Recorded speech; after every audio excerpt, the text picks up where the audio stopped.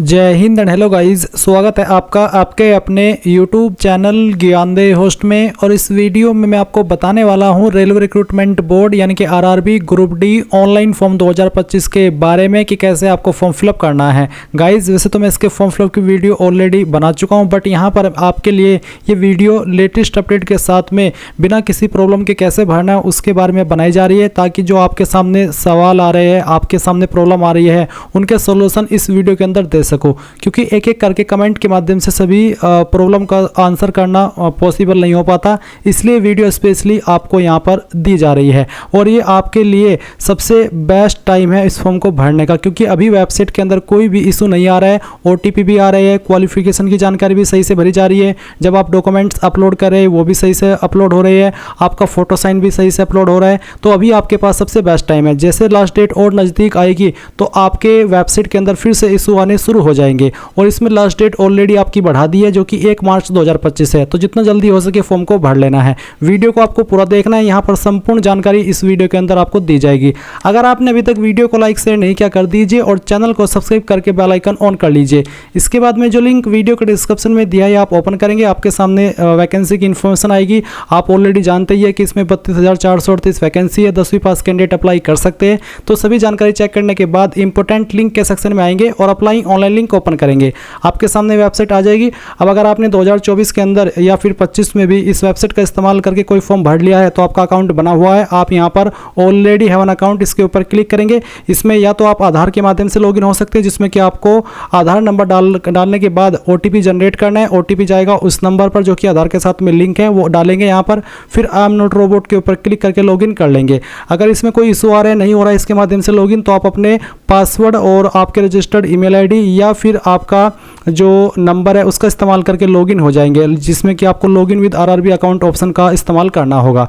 और यहाँ पर लॉगिन होकर के बाकी का फॉर्म आगे इस वीडियो को देख करके कंप्लीट कर लेंगे। पर गाइस अगर आप फ्रेशर है, आपने इस वेबसाइट का इस्तेमाल करके कोई फॉर्म नहीं भरा, तो आप इसमें पहले रजिस्टर होंगे। इसके लिए आपको यहाँ पर क्रिएट एन अकाउंट, इसके ऊपर क्लिक करना है। अब गाइस यहाँ पर मैं आपको एक स्पेशल जानकारी दे रहा हूँ जो कि आपके लिए काफ़ी इंपॉर्टेंट रहेगी, इसलिए आप इस पार्ट को स्किप मत कीजिएगा। तो मैं आपको बता दूँ कि अगर आप यहाँ पर रेलवे ग्रुप डी के लिए फॉर्म भर रहे हैं और आपका बिल्कुल पूरा इंटरेस्ट है कि आप चाहते हैं कि ये वाला ग्रुप डी का एग्जाम हमारा क्लियर हो जाए और आप जी जान से लगे हुए हैं अपने एग्जाम को क्लियर करने में और अपनी एग्जाम की तैयारी करने में, तो आपके लिए सबसे बेहतर यहाँ पर 99 सेट का टेस्ट सीरीज है, जो कि गाइज आप यहाँ पर सिर्फ 99 रुपये में प्राप्त कर सकते हैं। और ये परीक्षा मार्ग के द्वारा आपकी जो प्रिपरेशन है उसको सरल करने के लिए लाया गया है। इसमें आपको यहाँ पर प्रीवियस ईयर क्वेश्चन मिलेंगे, 9,900 प्लस से अधिक प्रश्नोत्तर का संग्रह आपको इस टेस्ट सीरीज के अंदर मिलेगा। 99 सेट आपको यहाँ पर मिल रही है टेस्ट सीरीज के, यानी कि 1 रुपये में आपको एक टेस्ट सीरीज मिल रही है। तो ऐसे मौके आपको बार बार नहीं मिलते हैं, क्योंकि बहुत टाइम के बाद में ग्रुप डी की वैकेंसी आई हुई है। तो आप ये नहीं चाहते कि मैं दोबारा इसमें ट्राई करूँ, क्योंकि तब तक तो मे भी आप ओवरेज हो चुके होंगे। इसलिए गाइज आपको इसी बार में इसको अगर क्लियर करना है तो यहाँ से आप आपकी प्रिपरेशन कीजिए। बहुत ही अच्छी चीज़ आपके लिए यहाँ पर परीक्षा मार्ग लेकर के आया है, और कोई इतनी महंगी भी नहीं है, सिर्फ 99 रुपये में आप इसको परचेज कर सकते हैं। और इसको परचेज करने का लिंक वीडियो के डिस्क्रिप्शन में है। इसके अलावा गाइज आप यहाँ पर परीक्षा मार्ग जो ऐप है वो डाउनलोड कीजिए। आपको वीडियो के डिस्क्रिप्शन में परीक्षा मार्ग ऐप को डाउनलोड करने का लिंक दिया है। जैसे आप इसको ओपन करेंगे तो आप यहाँ पर इसको इंस्टॉल कर लीजिएगा। फिर आप यहाँ पर इसमें अपना जो अकाउंट है वो क्रिएट कर लीजिएगा, जहाँ पर आप आपका नाम, mobile number, email, state, city और एक पासवर्ड बना लीजिए। और फिर रजिस्टर के ऊपर क्लिक कीजिए एंड देन आप यहाँ पर इसमें लॉगिन हो जाइएगा। लॉगिन हो जाने के बाद में आप यहाँ पर इसको बहुत ही सिंपल स्टेप के अंदर परचेज कर लेंगे, बाई कर लेंगे। अगर कोई इशू आता है बाई करने में तो आप कमेंट के माध्यम से पूछ लीजिएगा। तो जाइए, वीडियो के डिस्क्रिप्शन में आपको लिंक दिया है और यहाँ पर हेल्पलाइन नंबर भी है। आप इस नंबर के ऊपर कॉल करके डायरेक्ट 1 to 1 बात करके अगर आपको कोई भी इशू आता है वो भी आप यहाँ पर सोल्व कर सकते हैं। तो जाइए, वीडियो के डिस्क्रिप्शन में लिंक दिया है। कोई भी सवाल, डाउट हो टेस्ट सीरीज से जुड़ा हुआ वो आप कमेंट के माध्यम से पूछ लीजिएगा, और नंबर के ऊपर भी आप कॉल करके जानकारी ले सकते हैं। तो जाइए और इसको बाय कर लीजिए। एंड देन आपको नोट करके यहाँ पर यही बोला जा रहा है कि हाँ, अगर आपने CN का कोई भी फॉर्म आरआरबी ने जो 2024 के अंदर जारी किया था वो भरा था, तो आपको नया रजिस्ट्रेशन करने की आवश्यकता नहीं है। पर अगर आप इस वाले पेज पर आए हैं तो इसका मतलब है कि आप फ्रेशर है, आपने इस वेबसाइट का इस्तेमाल करके कोई फॉर्म नहीं भरा, तो आप यहाँ से ओके कर दीजिए। अब आप यहाँ पर देखेंगे कि आपको कंट्री ऑफ नेशनलिटी की जानकारी देनी है, तो आप अगर इंडियन है तो आप इंडिया सेलेक्ट कर लीजिए। इसके बाद में गाइज आप यहाँ पर जो आपका फुल नेम है वो एंटर करेंगे 10th के सर्टिफिकेट के अकॉर्डिंग, और ये पूरा नाम आपको यहाँ पर एंटर करना है 10th के सर्टिफिकेट के अकॉर्डिंग ही, नहीं तो आपको बाद में प्रॉब्लम फेस करनी पड़ सकती है। फिर आप यहाँ पर आपका पूरा नाम दोबारा डाल करके वेरीफाई कर देंगे। अब आपसे पूछेगी क्या आपने कभी आपका नाम बदला है 10वीं के बाद में, अगर हाँ तो यस, नहीं तो आप नो करेंगे। नो करने के बाद आपका जो डेट ऑफ बर्थ है वो आप यहाँ पर कैलेंडर के ऊपर क्लिक करके सिलेक्ट करेंगे, पहले ईयर, उसके बाद में आपका जो भी मंथ है वो सिलेक्ट कर लेंगे और फिर यहाँ से डे, तो आपका डेट ऑफ बर्थ आ जाएगा। डेट ऑफ बर्थ को आप यहाँ पर दोबारा सिलेक्ट करके या फिर दोबारा से खुद से भी भर सकते हैं, जैसे कि मैं आपको यहाँ पर भर करके दिखा रहा हूँ। तो इस तरह से आप यहाँ पर जो आपका डेट ऑफ बर्थ है वो एंटर कर दीजिएगा। इसके बाद में आप यहाँ पर देखेंगे सिलेक्ट जेंडर, तो आपको आपका जेंडर सेलेक्ट करना है, मेल, फीमेल या फिर ट्रांसजेंडर, और उसके बाद आप जेंडर को दोबारा सेलेक्ट करके वेरीफाई कर लेंगे। फिर आप यहाँ पर फादर नेम डालेंगे। फादर नेम भी आपको 10th के सर्टिफिकेट के अकॉर्डिंग ही भरना है और उसको दोबारा डाल करके यहाँ पर वेरीफाई कर देना है। इसके बाद गाइज आप यहाँ पर नीचे देखेंगे मदर नेम, तो आपको आपकी माताजी का नाम यहाँ पर एंटर करना है, माताजी का नाम दोबारा डाल करके आपको वेरीफाई कर देना है। फिर कॉन्टैक्ट डिटेल में आप आपका ईमेल एड्रेस डालेंगे, जनरेट ईमेल ओटीपी पर क्लिक करेंगे, आपको आपकी ईमेल चेक कर लेनी है और फिर उसके ऊपर जो ओटीपी आएगा वो यहाँ पर आपको डाल देना है। उसके बाद सेम तरीके से नंबर डालेंगे जो आप रजिस्टर करना चाहते हैं, उसके बाद जनरेट मोबाइल ओटीपी करेंगे, आपके नंबर के ऊपर एक ओटीपी जाएगा जो कि आपको यहाँ पर डाल देना है। फिर नीचे आएगा आधार वेरिफिकेशन, तो please enter your Aadhaar card number virtual ID, आप यहाँ पर आपका आधार कार्ड का नंबर भी दे सकते हैं या फिर जो आपकी वर्चुअल आईडी होती है वो भी आप यहाँ पर दे सकते हैं। ये डालने के बाद आप जनरेट आधार ओटीपी के ऊपर क्लिक करेंगे, आपके नंबर के ऊपर जो आधार के साथ में लिंक है एक ओटीपी जाएगा जो कि आप यहाँ पर डाल देंगे और फिर वेरीफाई कर देंगे। मान लीजिए आपके पास आधार कार्ड नहीं है तो आप I do not have Aadhaar card इसके ऊपर क्लिक करेंगे और आपको बोला है कि candidate are advise to do Aadhaar validation for smooth entry at the examination centre, RRB will not share your Aadhaar detail with any third party or use them for any purpose other than the objectives of this CEN, यानी कि RRB आपके आधार का कोई misuse नहीं करेगा। अगर आपके पास आधार है तो फिर आप आधार का ही इस्तेमाल करें। तो आप यहाँ पर ये जब आधार वेरिफिकेशन कर लेंगे तो इसके ऊपर टिक कर दीजिएगा। इसके ऊपर टिक करने के बाद आप एक पासवर्ड क्रिएट करेंगे। पासवर्ड आपका कैसा हो उसका एग्जांपल आप यहाँ पर जान लीजिए। आपके पासवर्ड के अंदर इंग्लिश का कैपिटल लेटर, स्मॉल लेटर, कोई एक स्पेशल कैरेक्टर और साथ ही आपको डिजिट का इस्तेमाल करना है। कुछ इस तरह का पासवर्ड आप बना लेंगे और उसको दोबारा डाल करके वेरीफाई कर देंगे। फिर आई एम नॉट रोबोट के ऊपर क्लिक करेंगे और preview and create an account इसके ऊपर क्लिक करेंगे। इसके ऊपर क्लिक करने के बाद जो भी जानकारी आपने यहाँ पर भरी है वो सभी आएगी। आपको एक बार फिर से वो सभी जानकारी चेक कर लेनी है और जब आपको लगे कि यहाँ सभी जानकारी सही है तब जाकर के आपको सबमिट कर देना है।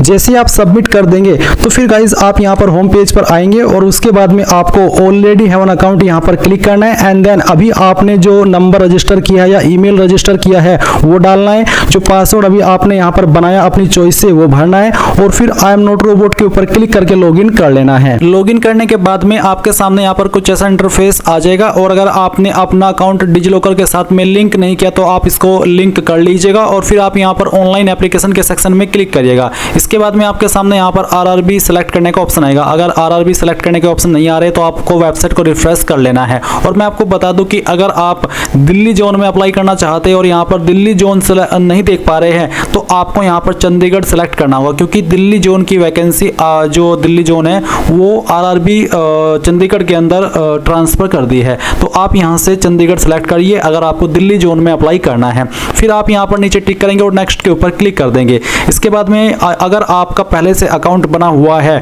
और आप यहाँ पर ग्रुप डी का फॉर्म भरने के लिए आए हैं तो आपके सामने आधार वेरिफिकेशन का पेज आएगा। आप अपना आधार नंबर डालेंगे, जनरेट ओटीपी करेंगे, नंबर आएगा, ओटीपी आएगा आपके नंबर के ऊपर और जैसे आप उसको वेरीफाई कर देंगे तो आपके सामने इस तरह से आपकी जानकारी आ जाएगी। अब आप यहाँ पर जो आपका मैरिटल स्टेटस है वो बताएंगे, अनमैरिड या फिर मैरिड। उसके बाद में रिलीजन आपका कौन सा है वो आपको सेलेक्ट कर लेना है। फिर आपसे पूछे do you wish to avail fee exemption, यानी कि जो फीस के अंदर छूट मिलती है जो कि आपसे 500 रुपये फीस ली जा रही है जनरल ओबीसी से और SC ST से 250 रुपये, तो जो बाद में आपको जनरल ओबीसी को 400 रुपये और SC ST को पूरी की पूरी फीस रिफंड की जाएगी। क्या आप वो चाहते कि हमें मिले? अगर आपने यहाँ पर नो कर दिया तो फिर आपको आपकी फीस रिफंड नहीं होगी और अगर आपने यहाँ पर यस किया तो जो आपको रिफंड करने को बोला है वो फीस आपको रिफंड कर दी जाएगी। तो सभी कैंडिडेट इसमें यस ही कीजिएगा। इसके बाद में मदर टंग, आपकी मातृभाषा कौन सी है वो आप सेलेक्ट कर लीजिएगा। फिर है choice of language for examination, examination के लिए कौन सी लैंग्वेज आप रखना चाहते हैं, जो भी लैंग्वेज आप सेलेक्ट कर लेंगे उसी में फिर आपको एग्जाम देना होगा। उसके बाद में permanent visible mark of identification first, आपकी बॉडी के ऊपर वो निशान जिससे आपकी बॉडी की पहचान होती है, ये मार्क आपकी बॉडी के ऊपर कहीं पर भी हो सकता है। उस मार्क के बारे में थोड़ा अच्छे से यहाँ पर चाहे हिंदी में चाहे इंग्लिश में लिख दीजिएगा। फिर इसके बाद में सेकंड आइडेंटिफिकेशन मार्क, तो अगर आपकी बॉडी के ऊपर एक से ज्यादा मार्क है तो आप दूसरे मार्क के बारे में लिखिए, अगर नहीं है कोई ऐसा मार्क तो आप यहाँ पर नो मार्क लिख दीजिएगा। अब आती है कम्युनिटी यानी कि caste category, general, SC, ST, OBC जो भी है वो आप सिलेक्ट कर लीजिए। मान लीजिए आपकी कैटेगरी एससी है तो आप यहाँ पर देखेंगे आपको नेम ऑफ कास्ट यानी कि आपकी कास्ट का क्या नाम है, मैं आपको डेमो के लिए जानकारी फिल करके दिखा रहा हूँ, आप आपकी कास्ट का नाम यहाँ पर लिखेंगे।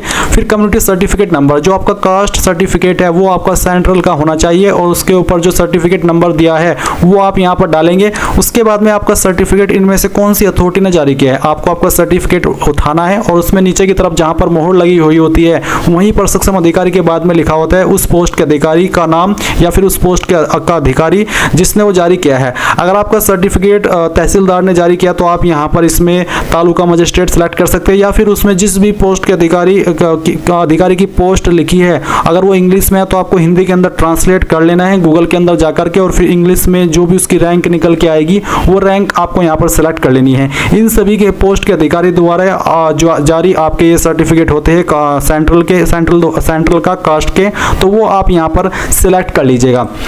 तो मेरा तालुका मजिस्ट्रेट यानी कि तहसीलदार ने जारी किया इसलिए मैं यहाँ पर ये सिलेक्ट कर लिया है। तहसीलदार, नायब तहसीलदार इस तरह की पोस्ट रहती है, तो आपको जैसे कि मैंने कहा कि कास्ट सर्टिफिकेट चेक करना होगा, वहीं पर ये इन्फॉर्मेशन आपको मिलेगी। फिर कौन सी स्टेट के द्वारा जारी हुआ है वो स्टेट आप यहाँ पर सिलेक्ट करेंगे और उसके बाद में आपका आता है किस डेट में सर्टिफिकेट जारी हुआ है, तो जिस भी डेट में जारी हुआ है वो डेट आप सिलेक्ट कर लीजिएगा। ये डेट भी आपको आपके कास्ट सर्टिफिकेट के ऊपर देखने को मिल जाएगी। अब आता है do you wish to avail free rail travel pass for the exam, जो SC ST को मिलता है तो क्या आप वो फ्री रेल ट्रेवल पास लेना चाहते हैं, अगर हाँ तो यस करें, अगर नो तो आप नो करिएगा। और फिर आप अगर यस कर रहे हैं तो बताइए कि आपका नज़दीकी रेलवे स्टेशन कौन सा है। इसके अलावा आप अपलोड डॉक्यूमेंट के ऊपर क्लिक करके जो आपका कास्ट सर्टिफिकेट है वो अपलोड करेंगे।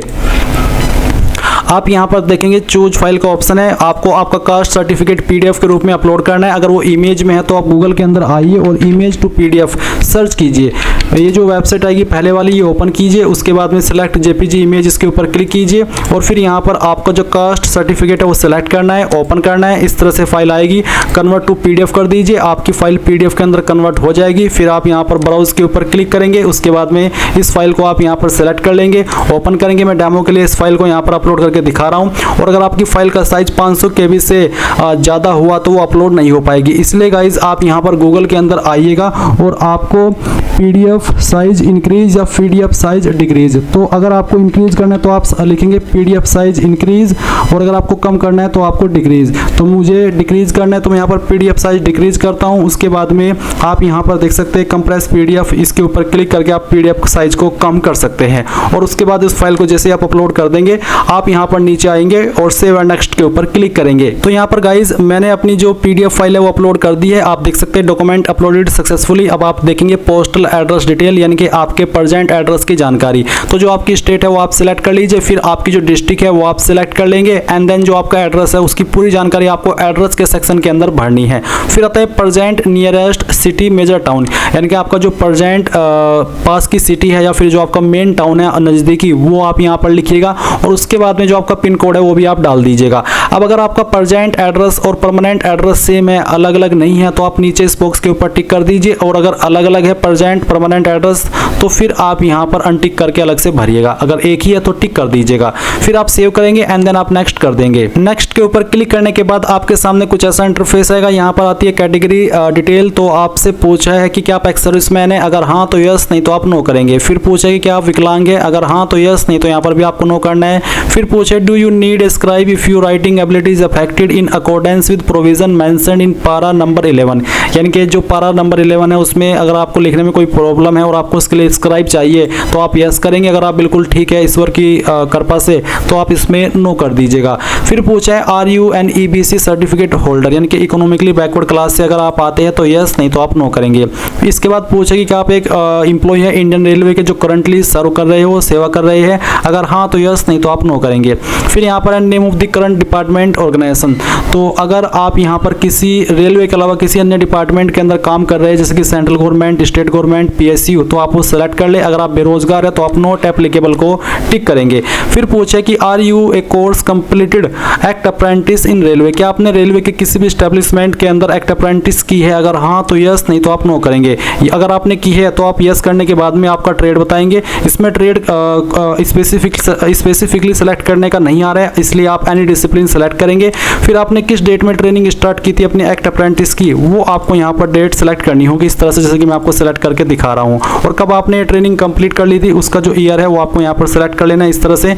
और फिर यहाँ पर आप इसमें देखेंगे इफ़ योर रिजल्ट डिक्लेयर्ड, अगर आपका रिजल्ट डिक्लेयर हो गया तो यस करेंगे, नहीं तो आपको नो करना है। अगर आप यहाँ पर यस कर रहे हैं तो फिर आपको यहाँ पर सर्टिफिकेट नंबर देना है, सर्टिफिकेट डेट देनी है और मार्क्स ऑब्टेन्ड देने हैं कि आपको कितने नंबर आए थे, और उसके बाद में फुल मार्क्स आपको यहाँ पर भरने हैं। तो इस तरह से आप ये जो आपकी इन्फॉर्मेशन है यहाँ पर भरिएगा। इसके बाद में गाइज आपके सामने bank detail for refund of fee, यानी कि जो फीस आपको रिफंड की जाएगी वो इसी अकाउंट के अंदर की जाएगी और उसी की जानकारी आपसे यहाँ पर ली जा रही है। तो refund of fee account holder name, यानी कि किस अकाउंट के अंदर आप फीस लेना चाह रहे हैं, जिस नाम पर वो बैंक अकाउंट है उसका नाम आप यहाँ पर भरेंगे। आप आपका खुद का नाम दे सकते हैं या फिर अगर आपका किसी फैमिली मेंबर का अकाउंट है तो वो भी आप यहाँ पर दे सकते हैं। उसके बाद में आपको bank account holder bank account का जो नंबर है वो आपको यहाँ पर डालना है और उसके बाद उस नंबर को दोबारा डाल करके वेरीफाई करना है। एंड देन गाइज आप यहाँ पर refund of fee bank IFSC code, यानी कि जो बैंक का IFSC कोड है वो आप यहाँ पर भरिए। अगर आपको नहीं पता IFSC कोड क्या होता है, कहाँ पर मिलेगा, तो आप अपनी बैंक की पासबुक देखिए, उसमें IFSC कोड मिलेगा, या फिर चेकबुक के ऊपर भी आप इसको देख सकते हैं। और अगर आप यहाँ से इन दोनों जगह से नहीं देख पा रहे तो आप गूगल के अंदर आइए और आपको सर्च करना है अपने बैंक का नाम और उसके बाद में वो कहाँ पर स्थित है उसको लिखना है और फिर आपको यहाँ पर बाद में IFSC कोड लिख देना है। इस तरह से आ जाएगा। उसके बाद आप यहाँ पर ये पहली वाली वेबसाइट ओपन कर लीजिएगा और फिर यहाँ पर आपको जिस भी बैंक का IFSC कोड सर्च करना है, पहले तो वो बैंक सेलेक्ट कर लेना है, फिर वो स्टेट जहाँ पर वो आपका बैंक स्थित है, उसके बाद में वो डिस्ट्रिक्ट जहाँ पर बैंक स्थित है, फिर कौन सी ब्रांच है आपकी वो आपको यहाँ पर लिस्ट से सेलेक्ट कर लेनी है। इस प्रकार से जैसे कि आपके सामने इन्फॉर्मेशन आ रही है, मैं आपको दिखा पा रहा हूँ। और उसके बाद आप यहाँ पर आएंगे और नीचे आपको आपका जो IFSC कोड है वो देखने को मिल जाएगा, जैसे कि आप यहाँ पर देख सकते हैं ये आपका IFSC कोड है। और जैसे ही आपको IFSC कोड प्राप्त हो जाए वो आप यहाँ पर डालिए और कन्फर्म के ऊपर क्लिक कीजिए। देन आपका बैंक नेम और आपका बैंक का एड्रेस यहाँ पर फाइंड कर ले जाएगा। फिर आप यहाँ पर सेव करेंगे एंड देन आप नेक्स्ट के ऊपर क्लिक कर देंगे। अब आपके सामने यहाँ पर क्वालिफिकेशन की जानकारी का सेक्शन आ जाएगा। अगर आपको यहाँ पर इसमें ब्लैंक दिखाई दे रहा है तो आप इसको एक बार रिफ्रेश कर लीजिए, अगेन रिफ्रेश कीजिए, क्योंकि सर्वर एरर की वजह से इस तरह से आ जाता है। मैंने पहले से इस वेबसाइट का इस्तेमाल करके फॉर्म भरा हुआ है और इसलिए यहाँ पर मेरी 10वीं की जानकारी भरी हुई है। मैं इसी जानकारी को एडिट करके आपको दिखाता हूँ। तो आपको मैट्रिकुलेशन सेलेक्ट करना होगा, अपनी स्टेट बतानी होगी जहाँ से आपने आपकी 10वीं की है, उसके बाद में आपकी डिस्ट्रिक्ट बतानी है, अपने बोर्ड का नाम यहाँ पर लिख देना है, किस साल के अंदर आपने आपकी 10वीं पास कर ली थी वो साल आप कैलेंडर के ऊपर क्लिक करके सेलेक्ट कर लेंगे, 10वीं का रोल नंबर डालेंगे। अब आता है SSLC matriculation, SSC 10th class certificate serial number. तो जो आपको आपकी सर्टिफिकेट मिली है 10th की वो आपको उठानी है और उस पर जो सर्टिफिकेट नंबर है या फिर जो सीरियल नंबर है, अगर सर्टिफिकेट नंबर है तो सर्टिफिकेट नंबर, सीरियल नंबर है तो सीरियल नंबर, वो आप यहाँ पर डाल दीजिए और फिर आप इसको सेव कर दीजिए। मैं इसको यहाँ पर अपडेट कर देता हूँ। इसके बाद में गाइज आप देखेंगे कि आपकी जानकारी यहाँ पर आ जाएगी। फिर आप यहाँ पर क्वालिफिकेशन के सेक्शन के ऊपर अगेन क्लिक कीजिएगा और अगर आपके पास ITI है और आप उसको देना चाहते हैं तो आप यहाँ पर ITI सेलेक्ट करिएगा। और उसके बाद जैसे कि मैं यहाँ पर ITI सेलेक्ट कर लेता हूँ तो आपको आपका ट्रेड में एनी डिसिप्लिन सेलेक्ट कर लेना है। स्टेट यहाँ से आपको बतानी है जिस स्टेट से आपने आपकी ITI की है, डिस्ट्रिक्ट बतानी है जिस भी डिस्ट्रिक्ट से आपने आपकी जो ITI है वो की है, उसके बाद में आपको आपके इंस्टीट्यूट का नाम बताना है जहां से भी आपने आपकी जो ITI है वो की है। और फिर गाइज आप यहां पर आपका जो डेट ऑफ पासिंग है वो बताएंगे कि किस डेट के अंदर आपने आपकी जो ITI है वो कंप्लीट कर ली थी, इस तरह से जैसे कि मैं आपको यहां पर सिलेक्ट करके बता रहा हूं। फिर आप सर्टिफिकेट नंबर डालेंगे जो कि आपको आपके सर्टिफिकेट के ऊपर मिल जाएगा, किसके द्वारा आपको ये जारी हुआ है, NCVT या SCVT, वो आप सिलेक्ट कर लेंगे। फिर सर्टिफिकेट टाइप क्या है, नेशनल ट्रेड सर्टिफिकेट है या फिर स्टेट ट्रेड सर्टिफिकेट है, तो जो भी है वही आप सिलेक्ट करिए और उसके बाद में आप यहाँ पर ऐड के ऊपर क्लिक करेंगे तो जानकारी आपकी ऐड हो जाएगी। फिर से आप क्वालिफिकेशन के ऊपर क्लिक करेंगे और आपके पास अगर नेशनल अप्रेंटिसशिप सर्टिफिकेट है तो ये आप सेलेक्ट कर लेंगे। फिर आपको अन्य डिसिप्लिन सेलेक्ट कर लेना है। ट्रेड में स्टेट बतानी होगी जो भी आपके पास स्टेट है, उसके बाद में डिस्ट्रिक्ट। मैं आपको बता दूं कि यहाँ पर अप्लाई करने के लिए कोई एक ही चाहिए, चाहे 10वीं हो, चाहे ITI हो या फिर नेशनल अप्रेंटिसशिप सर्टिफिकेट है।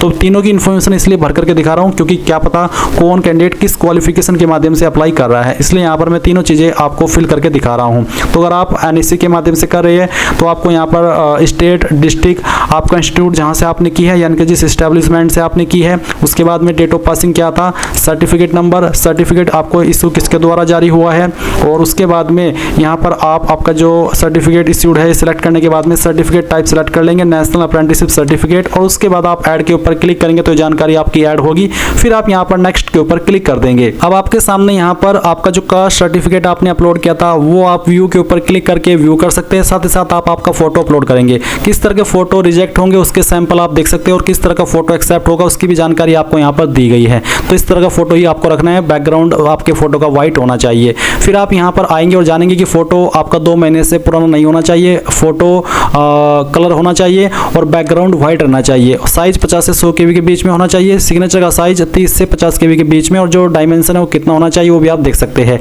सिग्नेचर व्हाइट पेपर के ऊपर ब्लैक या फिर ब्लू इंक पेन के द्वारा होना चाहिए। मैं फॉर्म डेमो के लिए भरा हूं तो यहाँ पर मैं एक रैंडम फाइल आपको अपलोड करके दिखाता हूं। तो चलिए मैं यहाँ पर आता हूं और एक फाइल आपको अपलोड करके दिखाता हूं कि कैसे आपको करना है। तो हमने ये फाइल यहाँ पर सिलेक्ट करी, उसके बाद में ओपन कीजिए। अगर आपके फोटो का साइज 20 KB से कम होगा, सॉरी 20 नहीं 50 KB से कम होगा तो वो अपलोड नहीं होगा, और अगर 100 KB से ज़्यादा होगा तो भी अपलोड नहीं होगा। इसलिए ऐसा फोटो ही अपलोड करना है जिसका साइज 50 से 100 KB के बीच में हो। तो यहाँ पर मैं इस फोटो को सेलेक्ट करता हूँ। मैंने फ़ोटो सेलेक्ट किया, उसके बाद में ओपन किया। फिर आप यहाँ पर इसको राइट आइकन के ऊपर क्लिक कर दीजिए, और अगर आपको इसको क्रॉप करना चाहते हैं तो आप क्रॉप भी कर सकते हैं। जैसे आप यहाँ पर इसको राइट आइकन के ऊपर क्लिक करेंगे तो देखेंगे कि आपका फोटो यहाँ पर आ जाएगा। फिर आप यहाँ पर सेम वे में जो आपका सिग्नेचर है वो अपलोड करेंगे। तो चलिए मैं यहाँ पर इस फाइल को सेलेक्ट कर लेता हूँ, ओपन करता हूँ। इसमें भी यही रहेगा कि साइज़ अगर आपके फ़ोटो का 30 से 50 KB के बीच में ना हुआ तो आपकी फ़ाइल यहाँ पर अपलोड नहीं होगी। इसलिए आपको वही फाइल सेलेक्ट करनी है जिसका साइज़ 30 से 50 KB के बीच में हो। तो जैसे आप फाइल सेलेक्ट कर लेंगे इस तरह से फाइल आ जाएगी। आप इसको एडजस्ट कर सकते हैं, क्रॉप कर सकते हैं, और फिर आप यहाँ पर राइट के आइकन के ऊपर क्लिक करेंगे और उसके बाद आप देखेंगे कि आपका सिग्नेचर आ जाएगा। कोई इशू भी यहाँ पर सिग्नेचर अपलोड करने में नहीं आया है। और अब मैं यहाँ पर सेव करता हूँ तो ये जानकारी सेव हो चुकी है। इसके बाद आप नेक्स्ट के ऊपर क्लिक करेंगे। फिर यहाँ पर आपके सामने जो आपकी पोस्ट प्रेफरेंस है वो आ जाएगी। तो मैंने प्रयागराज सेलेक्ट किया, इसमें यहाँ पर एलिजिबल पोस्ट एक ही है मेरे सामने, NCR पॉइंट्समैन B, तो मैं इसी को प्रेफरेंस दे देता हूँ। और अगर आप यहाँ पर किसी अन्य जोन के अंदर अप्लाई करना चाहते तो आप जाकर के बैक में यहाँ पर पर्सनल डिटेल के सेक्शन में उस जोन को सिलेक्ट कर लीजिएगा। बाकी जानकारी आप पहले ही फिल करके सेव कर चुके हो, तो बाकी आपको दोबारा से उसको भरने की आवश्यकता नहीं पड़ेगी। और यहाँ पर आपको अलग अलग पोस्ट प्रेफरेंस देखने को मिल जाएगी जो भी उस जोन के अंदर अभी अवेलेबल है। उसके बाद आप यहाँ पर नीचे आएंगे, इसके ऊपर टिक करेंगे। यहाँ पर आपको इसके ऊपर टिक करना है और एंटर द पैलेस में आपको अपना नाम नहीं बल्कि जिस जगह से आप फॉर्म को भर रहे हैं उस सिटी का नाम भरिएगा।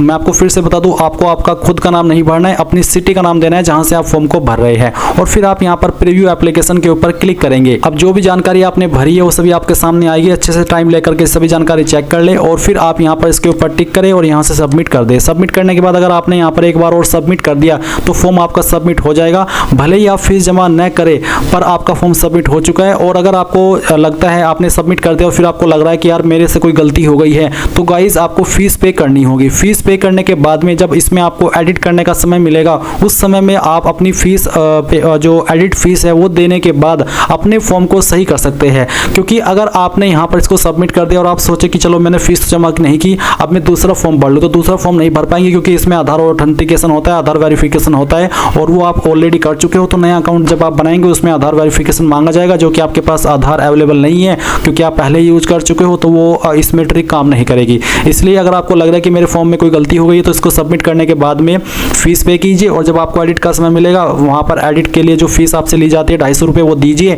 और अपने फॉर्म के अंदर सुधार कर लीजिए। कोई इशू नहीं होगा और आपका फॉर्म फाइनल सबमिट माना जाएगा और आपका एडमिट कार्ड भी आपको इशू किया जाएगा। तो गाइज यहाँ पर मैंने आपको अच्छे से जानकारी बता दी है। अगर इसके बावजूद भी आपके मन में कोई सवाल डाउट रह गया हो, कोई इशू आ रहा हो तो कमेंट के माध्यम से पूछ लीजिएगा। अगर आपने अभी तक वीडियो को लाइक शेयर नहीं किया कर दीजिए। And thanks for watching. जय हिंद।